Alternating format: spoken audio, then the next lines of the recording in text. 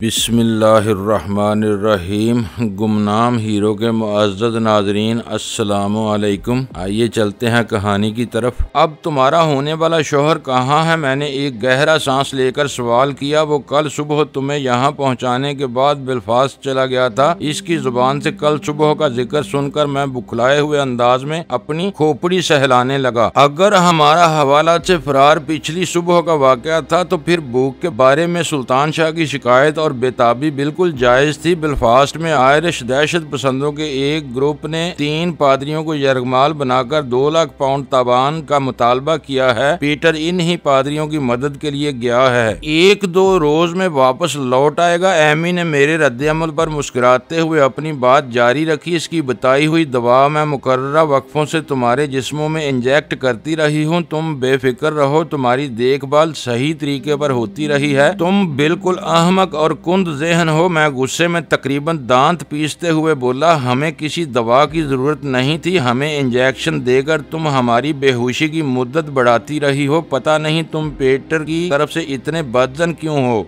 वो सहम कर बोली, वो तुम्हारा खैर ख्वाह न होता तो तुम्हें सड़क के किनारे से उठाकर क्यों लाया होता। ये सब बकवास है। एक बार गुस्सा आने के बाद मेरी जहनी रो बहकती ही चली गई। तुम्हें और हमें वो एक ही जगह से लाया है। फर्क इतना है कि तुम्हारी जमानत ली गई थी और हम दोनों को हवाला से अगवा करके यहाँ पहुँचाया गया है और अब हम तीनों यहाँ इसके कैदी हैं। मुझे तुमसे खौफ आ रहा है। वो मुझसे नजरें चुराते हुए हकला कर बोली, पता नहीं तुम्हें पीटर की हर बात पर शुबा क्यों हो रहा है। मैं समझ रही हूँ कि तुम्हें मेरी और इसकी शादी की खबर से जहनी सदमा पहुँचा है, मगर मैं दिल के हाथों मजबूर हूँ। पीटर परस्तश के काबिल है। इसकी मुख्तसर सी खोपड़ी पर सिर्फ इश्क और पीटर की अजमत का भूत सवार हो रहा था, लिहाजा मैं पैर पटकता हुआ स्टडी से बाहर निकल आया। रास्ते ही में सुल्तान शाह से मुठभेड़ हो गई, जो किचन से शिकम शेर होकर बारौनक चेहरे के साथ मेरी तलाश में इसी तरफ आ रहा था। कौन मिल गया, किससे बातें कर रहे थे, इसने सामना होते ही मेरे तेवरों का अंदाजा किए बगैर सवाल दाग दिया। वीरा की वालदा से बातें कर रहा था। मैंने किचन की तरफ अपनी पेशकदमी जारी रखते हुए जले बुने लहजे में कहा, वीरा की वालदा। हैरत से इसका मुंह बाढ़ की तरह खुल गया और मैं बेख्तियार मुस्कुरा दिया। हाँ, अमलन वीरा की सौतेली माँ बन चुकी है और 2-4 रोज में बाकायदा शादी का ख्वाब देख रही है। मैंने इसकी पुश्त पर हाथ मारते हुए कहा, किसकी बात कर रहे हो, जरा खुलकर बताओ ना। इसकी हैरत बढ़ती जा रही थी। मेरे खदशात दुरुस्त साबित हुए हैं। इस वक्त हम बराह रास्त जिमी लाइट के कैदी हैं और वो खुद ही हमें यहाँ लाया था। मैंने कहा। इस इंकशाफ पर वो भौंचका रह गया और मैं मुख्तसर अल्फाज में इसे एमी फ्रांसिस और पीटर के किस्से की तफसीलात से आगाह करने लगा, जो इसके लिए बेएतबारी की हद तक हैरानकुन साबित हो रही थी। बातें करते हुए हम किचन में पहुंच गए, जहां सुल्तान शाह ने अपनी जूठी प्लेटें साफ करने के बाद मेरे लिए मेज सजाई हुई थी। इस एहतमाम के लिए इसने सिर्फ जमी हुई ग़िज़ाओं पर ही इन्हिसार नहीं किया था, बल्कि चूल्हा जलाकर कुछ गर्मा गर्म चीजें भी तैयार कर डाली थी, जिनसे इंसाफ करते हुए मैंने अपनी गुफ्तगू का सिलसिला जारी रखा। मेरे लिए तो ये सब नाकाबिले यकीन है। मेरी खामोश होने पर वो तहय्युर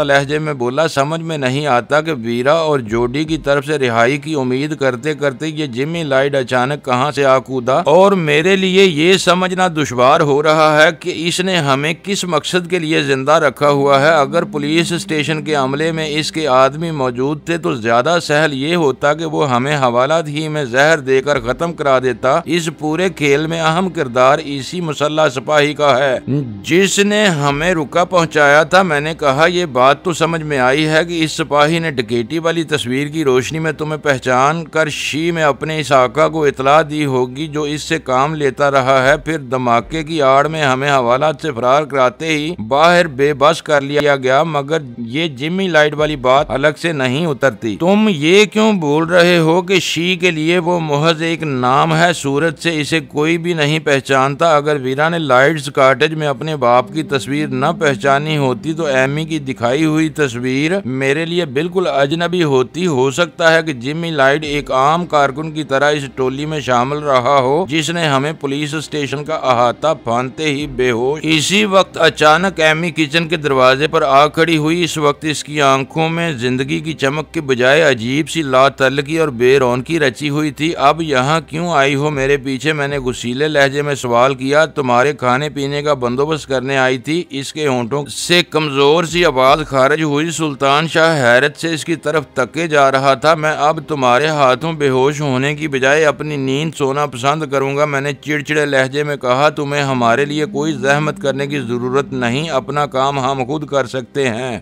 मुझे मालूम है कि तुम मुझसे नाराज हो, वो मायूसाना लहजे में बोली, मगर मैं तुम्हारी खिदमत करना चाहती हूँ क्योंकि मैं तुम्हारी एहसानमंद हूँ। अगर तुम मुझे जहाज में मशवरा न देते तो मैं पीटर जैसे बेमिसाल आदमी से कभी न मिल पाती। शायद तुम्हें मालूम नहीं कि वो तुम्हारी उम्र की एक लड़की का बाप है। हुआ करे वो मेरी बात काट कर बोली। पीटर के तस्करे पर इसकी आंखों में फिर चमक औद कर आई थी। इसकी उम्र कुछ भी हो मगर वो कुव्वत, मर्दानगी और किरदार में अपना सानी नहीं रखता। जाओ और इसकी तस्वीर सीने से लगाकर दुआ करो कि वो बेलफास्ट से जल्द अज जल्द जिंदा सलामत लौट आए, मैंने पुचकारते हुए मुज़ाहका उड़ाने वाले अंदाज में कहा।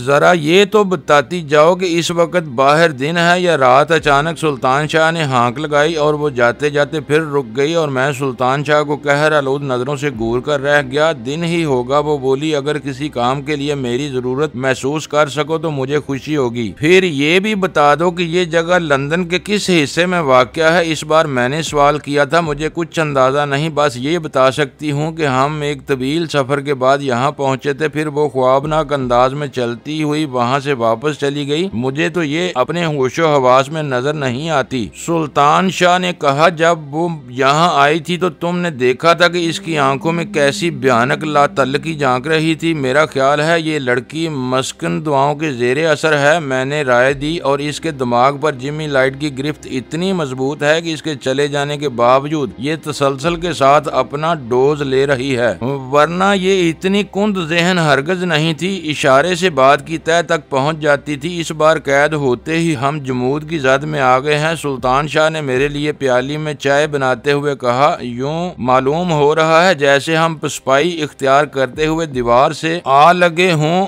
और अब कोई भी लम्हा हमारी जिंदगी का आखिरी लम्हा हो सकता है जिसे किसी कीमत पर न टाला जा सकेगा। मैं अभी इतना मायूस नहीं हुआ। इस इमारत में सबसे बड़ी खराबी ये है कि अंदर सारी आसाइशें मौजूद होने के बावजूद बाहर की दुनिया से हर राब्ता मुनक़ता है। मैं कोशिश के बावजूद कहीं फोन का सुराग न लगा सका। बाहर से राब्ते की कोई सूरत निकल आए तो ये बाजी आसानी से पलट सकती है। खिड़कियों पर तब आजमाई क्यों नहीं करते? इसने चौंक कर कहा। बड़े बड़े शीशों पर कहीं भी कोई रुकावट नहीं है। शीशे तोड़कर ब्लाइंड्स उखाड़ना ज्यादा दुश्वार नहीं होगा। हमारा हरीफ जिमी लाइट है, मैंने मुस्कुराते हुए कहा। मैं शर्त लगा सकता हूँ कि सारे शीशे बुलेट प्रूफ होंगे, इन्हें तोड़ना आसान न होगा। अभी लो। सुल्तान शाह ने ये कहते ही मेज पर से एक वजनी छुरी उठाकर पूरी कुव्वत के साथ किचन की वाहिद खिड़की के शीशे पर दे मारी। छुरी एक पुरशोर छन्नाके के साथ शीशे से टकराकर उचट गई और फर्श पर आकर गिरी। सुल्तान शाह के चेहरे पर मायूसी की लहर दौड़ गई। मैं इस सूरत हाल से निजात के इम्कान पर गौर करने लगा। सारा दिन इसी चार दीवारी में बेमकसद भटकते हुए गुजर गया, लेकिन वो जमूद तोड़ने की कोई राह न सूझ सकी। इस दौरान में कई बार एमी से भी सामना हुआ और इसकी जहनी कैफियत का सही इदराक होने के बाद मुझे अपने इस रवैये पर नदामत महसूस होने लगी जो मैंने इसके साथ पहली मुलाकात में इख्तियार किया था। इसके अजाले के लिए मैंने बाद में एमी के साथ हमदर्दाना रवैया इख्तियार किया, जिसका नतीजा ये निकला कि हम तीनों ने दोस्ताना फजा में साथ बैठकर खाना खाने से पहले एमी की ख्वाबगाह में एक मुख्तसर सी नशिस्त जमाई, जहाँ एक कैबिनेट में स्कॉच और उम्दा किस्म की सुर्खो सफेद वाइन की चंद मुंतखब बोतलें मौजूद थीं। खाने के फौरन बाद एमी अपने कमरे में चली गई और हम दोनों अपनी ख्वाबगाह में आकर रिमी खेलने में मसरूफ हो गए। दिन भर की मगजजनी के बाद थोड़ी सी स्कॉच मैदे में उतारने के बाद मैंने हालात से बेपरवाही इख्तियार करके वक्त गुजारने का फैसला कर लिया था। बाद में जो हालात सामने आते इनके मुताबिक फौरी तौर पर नई हिकमत अमली मुरतब की जा सकती थी। इस बारे में पहले से सोच कर अपनी जान को रोक लगाए रखना बेसूद था। सुल्तान शाह रिमी के तीसरे हाथ के पत्ते बांट रहा था कि अचानक कमरे में एक भारी मर्दाना आवाज गूंजी और हम दोनों बेसाख्ता उछल पड़े। मुझे उम्मीद है कि ये बंदोबस्त तुम्हें पसंद आया होगा। बोलने वाले का लहजा साफ और तहक्कम आमेज था, लेकिन आवाज के साथ हल्का सा रेडियाई शोर भी गूंजा था, जिसकी वजह से मेरी तवज्जो फौरन ही किसी ऐसे रेडियाई इंस्ट्रूमेंट की तलाश में मबजूल हो गई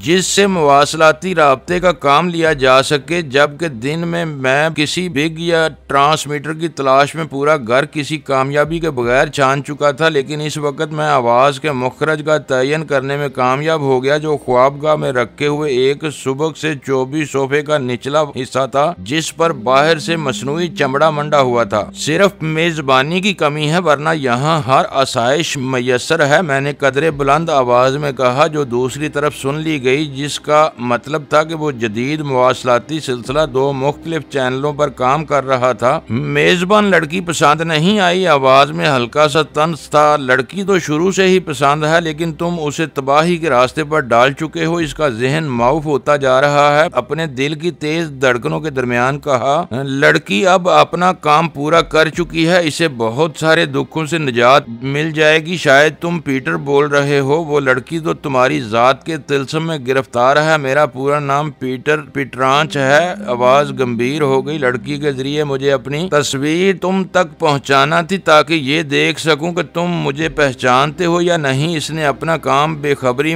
के बावजूद पूरा कर दिया। अब इस बात में कोई शुबा नहीं रहा कि तुम लाइट्स कॉटेज के इस मखसूस हिस्से में रसाई हासिल कर चुके थे, जहां मेरी तस्वीर मुकफ्फल रहती थी। इसका मतलब है कि तुमने मेरी और एमी की गुफ्तगू सुन ली थी। मैंने सुबह से अब तक इस इमारत में ली जाने वाली सांसों की आवाजें तक सुनी है। तुम दोनों को वहां छोड़ने का मकसद यही था कि वो मैं दूर रहकर तुम्हारी गुफ्तगू सुनता रहूं, लेकिन तुमसे 2 तरफा राब्ते का जरिया सिर्फ इसी ख्वाबगाह में है, जहां तुम शायद अभी रिमी खेल रहे थे। अपने अगवा, मेजबानी और फिर निगरानी का मकसद मेरी समझ में अब तक नहीं आ सका। पाकिस्तान हमेशा मेरी सबसे आसान पैदावारी मंडी रहा है, लेकिन जिस दिन से तुमने सर उठाया, इसी दिन से मुझे अपना बेशतर वक्त पाकिस्तान के बारे में सोचते हुए गुजारना पड़ता है। अब मैं पाकिस्तान में तुम्हारे लिए काम करने वाले हर फर्द का खात्मा चाहता हूँ, और इसीलिए तुम अभी तक जिंदा हो। लेकिन ये याद रखना कि मैं सिर्फ और सिर्फ पीटरांच हूँ। मेरा कोई दूसरा नाम तुम्हारी जुबान पर आया तो तुम्हारी जिंदगी का आखिरी लम्हा होगा। तुम्हारे इंच, फुट या गज होने से मेरे लिए कोई फर्क नहीं पड़ता। मेरे लिए तुम जो हो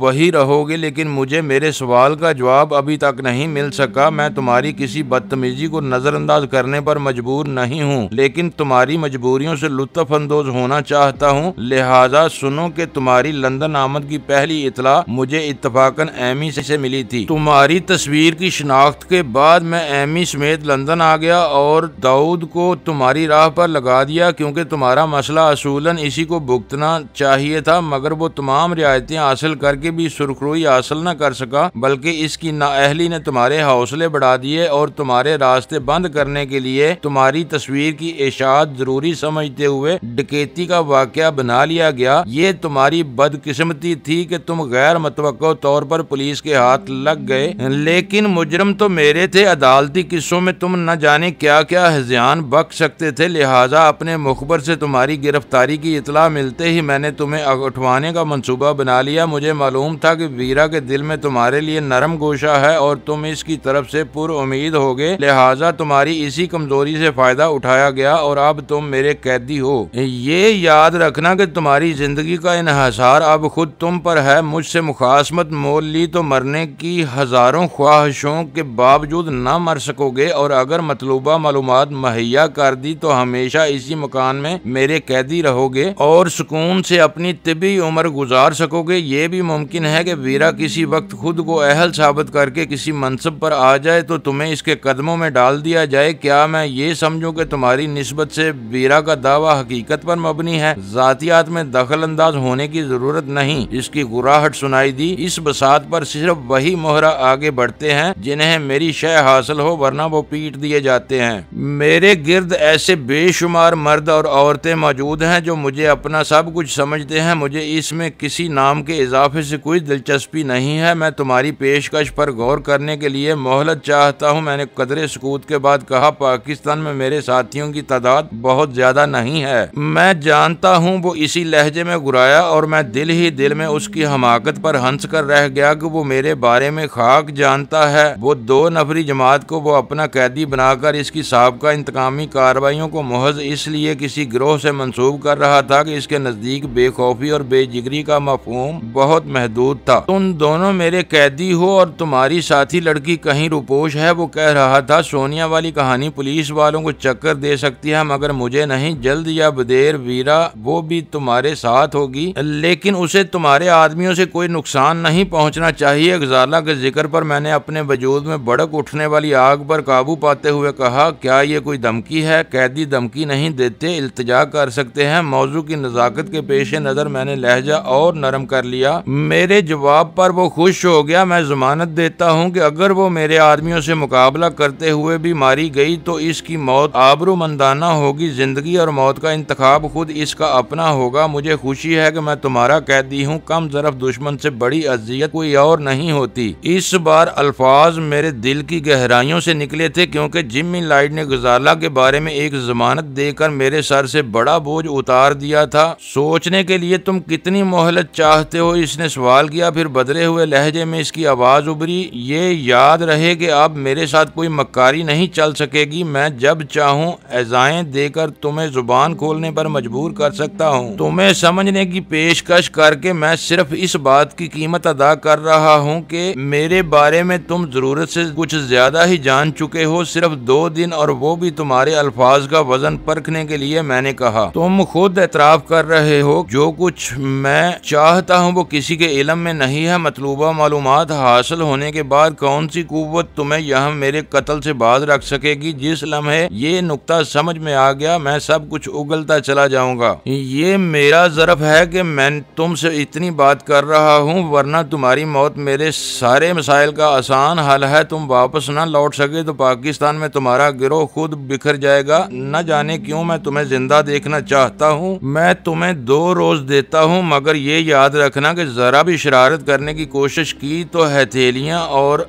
जुबान कटवा कर किसी कूड़े घर में फेंकवा दूंगा और तुम उम्र भर किसी को कुछ ना बता सकोगे। साथ साथ डकैती के मुकदमे में उम्र कैद भी भुगतना पड़ेगी। मैं तैयार हूँ, मैंने दिल कड़ा करके कहा। इस वक्त मैं इस बुरी तरह बेबस हुआ था कि इससे वक्त हासिल करने के सिवा कुछ नहीं कर सकता था। मैं तुमसे राब्ता कैसे कायम कर सकूंगा? मेरा ये ऑपरेटस हर वक्त ऑन रहता है। इसके अलावा इस मकान में पैदा होने वाली आवाजें 16 पॉइंट से मॉनिटर की जाती हैं। मेरी गैर मौजूदगी में ये सब रिकॉर्ड होता रहता है। जब भी तुम्हारा पैगाम मिले, वक्त मिलते ही मैं खुद तुमसे बात कर लूंगा। यहाँ मैं खुला आसमान देखने को तरस गया हूँ। नामुमकिन इसका लहजा अटल था। ऐसी कोई भी कोशिश खुदकशी के बराबर होगी। बुलेट प्रूफ शीशे तुमने आजमा लिए। इनके बाहर आहनी ब्लाइंडर में हर वक्त ताकतवर बरकी रो दौड़ती रहती है। इसके अलावा 2 मुसल्ला मुहाफिज दिन रात बाहर पहरे पर रहते हैं। तुम्हें अब इसी 4 दीवारी में रहना है। हालात से समझौता करना सीखो।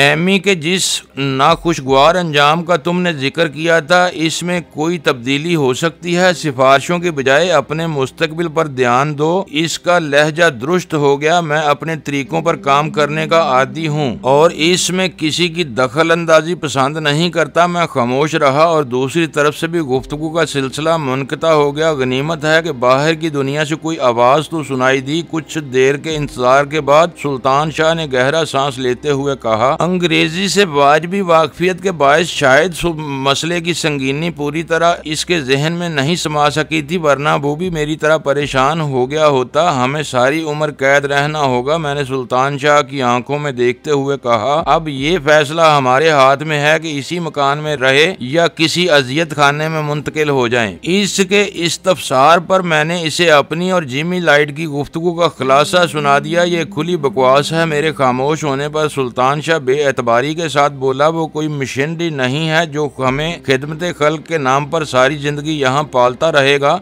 वो यकीनन किसी लंबे चक्कर में है। तुम्हें अपने मकसद से आगाह किए बगैर वो कोई ऐसी बात मालूम करना चाहता है जो हमारी नजरों में बिल्कुल बेवकूफ़ होगी। बहरहाल 2 रोज में हमें सोच समझ कर फैसला करना है और ये भी जहन में रखना है कि इस इमारत से फरार की कोई कोशिश बार आवर ना हो सकेगी। हमें पेट्रांच के साथ कोई ना कोई समझौता करना ही होगा। पागल हुए हो? वो आंखें निकाल कर बोला, दुश्मन से समझौता कैसे हो सकता है? वो अपना उल्लू सीधा करते ही हमें ठिकाने लगा देगा और तुम इसे इसके वादों की दुहाई देते रह जाओगे। और एक मजबूरी ये भी है कि यहाँ 16 हसास माइक्रोफोन नस्ब हैं जिनके जरिए वो हमारे एक एक लफ्ज से बाखबर रहता है। मैंने दानिस्ता लहजा धीमा कर लिया, जिसे सुल्तान शाह को कोई राज की बात बता रहा हूँ। ये और बात है कि इसे उर्दू का तर्जमा हासिल करने में कुछ वक्त लग जाएगा। अब हम कैदी हैं तो इसे पूरा इख्तियार है कि हमें जिस तरह चाहे रखे, मगर मैं जिंदगी की उम्मीद में इसका आलाकार बनना पसंद नहीं करूंगा। अगर मरना ही है तो ये एहसास दिलाकर मरूंगा कि मैंने जानते हुए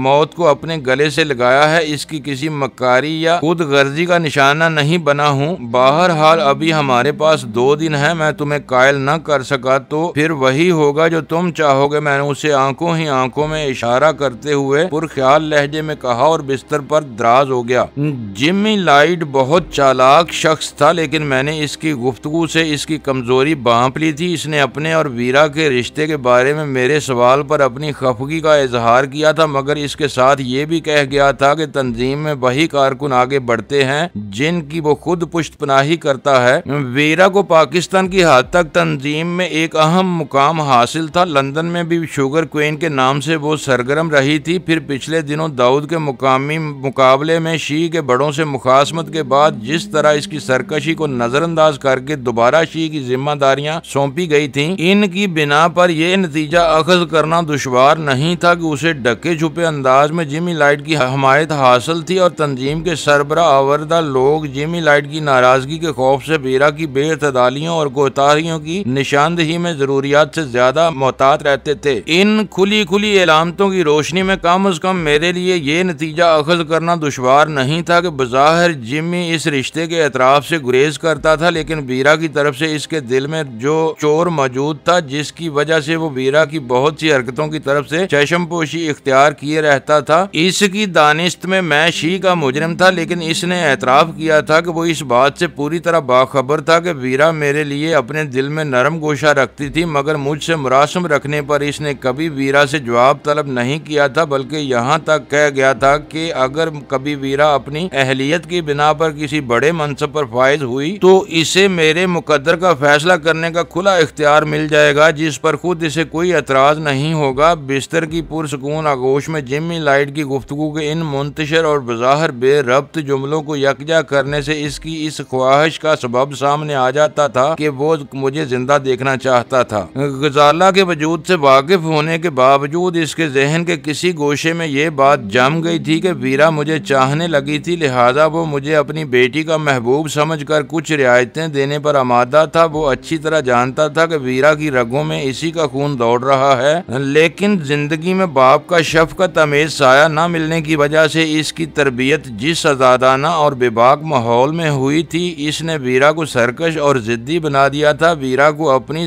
बाज़ाब्ता बल्दियत न देकर जिमी लाइट ने इसके हक में एक नाकाबिले तलाफी जुर्म का इर्तिकाब किया था और अपनी बेटी के साथ डॉन मर्सियानो के रूप में इसने एक बेरहम सौदागर बनकर दूसरा जुर्म किया था। गो इसे इल्म नहीं था कि वीरा इसके इस घिनौने रूप को पहचान चुकी थी, मगर इसके दिल में खलश जरूर रही होगी। इस पस मंजर में वो मेरे बारे में कोई संग दिलाना फैसला करके वीरा के कहर को नहीं ललकारना चाहता था। उसकी दबी दबी सी ख्वाहिश यही मालूम होती थी कि अगर वीरा को अपनी जिंदगी में बाप की मोहब्बत न मिल सकी तो कम अज कम शोहर की मोहब्बत मिलना जरूर चाहिए, और इसकी नजरों में इस मनसब का सजादार में करार पा चुका था। मेरी सुल्तान शाह की और गजाला की जिंदगियों के लिए ये जरूरी हो गया था कि जिमी लाइट के जहन में वो गलत फहमी मजबूती के साथ जमी रहे, ताकि वो हमारे बारे में अपनी रवायती संग दिली का मुजाहरा न कर सके, जिसकी एक झलक उसने एमी जैसी मासूम और सादा लो लड़की के बारे में बेरहमाना फैसला सादर करके दिखाई थी। इसके लहजे से जाहिर हो रहा था कि वो अब एमी को ज्यादा मोहलत नहीं देगा, लेकिन वो हमारे साथ इसी छत के नीचे मुकीम थी, तो फिर क्या एमी को वहां से निकाल ले जाने की कोशिश की जाएगी? ये ख्याल जहन में उभरते ही मैं मुस्तरिब हो गया। अगर ऐसी कोई कोशिश की जाने वाली थी तो वही हमारे लिए निजात का बेहतरीन मौका फराहम कर सकती थी। मैंने जुबान से एक लफ्ज भी निकाले बगैर सुल्तान शाह का शाना छू कर इसे खामोशी के साथ बिस्तर छोड़ने का इशारा किया और फिर खुद भी बिस्तर से नीचे कालीन पर उतर गया। इस मकान के पूरे फर्श पर दबीज कालीन मौजूद था, मगर फिर भी मैं बहुत एहतियात से आगे बढ़ रहा था, क्योंकि हमें कुछ पता नहीं था कि जिमी लाइट हमारी आवाजें पहचानने वाले माइक्रोफोन कहाँ कहाँ नस्ब थे। ख्वाबगाह से बाहर निकलकर मैंने इशारों की मदद से बेदिक्कत तमाम सुल्तान शाह को अपने मंसूबे से आगाह किया, और जब उसने सारे हिलाकर पूरी बात समझने का इशारा किया तो मैं आगे चल दिया। दिया और इसे निकासी के दरवाजे के सामने स्टोर में जगह संभालने का इशारा करते हुए खुद एमी के कमरे की तरफ बढ़ गया। एमी अपनी ख्वाबगाह में बड़ी बेखबर सो रही थी। इसका जायजा लेकर मैं वापस हुआ और किचन के दरवाजे के साथ एक ऐसी जगह बैठ गया जहां से सुल्तान शाह मुझे नजर आ रहा था। मेरा ख्याल था कि शायद वो लोग हमारी बेखबरी में इसी रात एमी को निकाल ले जाने की कोशिश करेंगे। अगर छुप कर इनकी निगरानी करते हुए हमें इन हमला आवर होने का मौका मिल गया तो हमें दुनिया की कोई ताकत इस पिंजरे से फरार होने से ना रोक सकेगी। हम लोग 24 घंटे से जायद मुद्दत तक बेहोश रहे थे, फिर शिकन शेर होकर खाना पीने के बाद दोपहर में भी थोड़ी देर ऊँघ लिए थे, इसलिए इस वक्त आंखों में दूर दूर तक नींद का पता नहीं था। मेरा अंदाजा था कि इन लोगों के इंतजार में हम आसानी के साथ रात काली कर सकेंगे। बिस्तर से अपने इन खुफिया मोर्चों पर मुंतकिल होने के बाद वक्त की रफ्तार यकलख्त सुस्त हो गई थी, मगर फिर भी हमने आधी से ज्यादा रात आंखों ही आंखों में काट दी, जिसके बाद सुल्तान बार बार मुंह फाड़कर जमाइयां लेने लगा और मुझ पर भी उकताहट का हमला शुरू हो गया। आखिरकार 3:30 बजे के करीब हम मायूस होकर दबे कदमों से चलते हुए अपनी ख्वाबगाह में वापस आ गए और बिस्तर संभाल लिया। ख्वाबगाह में तवील खामोशी के बाद हम आपस में कोई बात भी नहीं कर सकते थे, वरना दूसरी तरफ से हमारी आवाजें सुनकर अंदाजा लगाया जा सकता था कि हम मकान में खामोशी के साथ कोई कार्रवाई करने की कोशिश कर रहे थे। गनीमत ये था कि दोहरे बिस्तर वाली वो मसहरी बहुत मजबूत थी। अगर इसकी चूलें आवाज पैदा कर रही होती तो हमारे लिए बेख्वाबी के इस आलम में बार बार करवटें बदलना भी दुश्वार हो जाता। फिर न जाने कब मेरी आंख लग गई। दोबारा आंख खुली तो वाल क्लॉक 10 बजा रहा था और मुझे पूरा यकीन था कि वो सुबह ही के 10 बजे थे, लेकिन सुल्तान शाह का बिस्तर खाली था। शायद वो मुझसे पहले बेदार हो गया था। मैं गुसल खाने से फारग होकर किचन में पहुंचा तो सुल्तान शाह अंडे फ्राई कर रहा था। एमी गायब है। मुझे देखते ही इसने बुलंद आवाज में यूं ऐलान किया जैसे एमी की गुमशुदगी इसके लिए सरासर गैर मुतवक्को रही हो, और मैं दिल ही दिल में खुद को मुलामत करने लगा। एमी के बारे में मेरी छठी हिस्स की वार्निंग बिल्कुल दुरुस्त और बरवक्त थी, लेकिन हम दोनों ही के असाब तवील और उकता देने वाले इंतजार की मुशक्कत बर्दाश्त न कर सके और हमें वहां से निकलने का एक सुनहरा मौका हाथ आते आते रह गया। मुश्किल ये थी कि एनी पर हम आपस में बात करके दिल की बड़ास भी नहीं निकाल सकते थे, लिहाजा मैंने इसकी इत्तला सुनकर मसनूई लहजे में हैरत का इजहार किया और फिर एमी के बारे में चंद हमदर्दाना तबसरों के साथ मौजू को वहीं खत्म कर दिया, क्योंकि अब इसमें सर खपाना बेमसूद था। खामोशी के साथ नाश्ता मेदे में उतारते हुए मुझे अचानक इस तस्वीर का ख्याल आया जो एमी ने स्टडी में मुझे दिखाई थी। मुअज़्ज़ज़ नाज़रीन, लाइक करें, शेयर करें और कमेंट्स बॉक्स में पाक आर्मी जिंदाबाद, पाकिस्तान पाइंदाबाद का नारा ज़रूर दर्ज करके अपने मुल्क पर फ़ख्र करें और पाकिस्तान की बुनियादें मजबूत करने में अपना किरदार अदा करें। वीडियो देखने का शुक्रिया। मुअज़्ज़ज़ नाज़रीन, अपना ख्याल रखिएगा और हमारे चैनल का भी। ISI पाक आर्मी जिंदाबाद, पाकिस्तान पाइंदाबाद।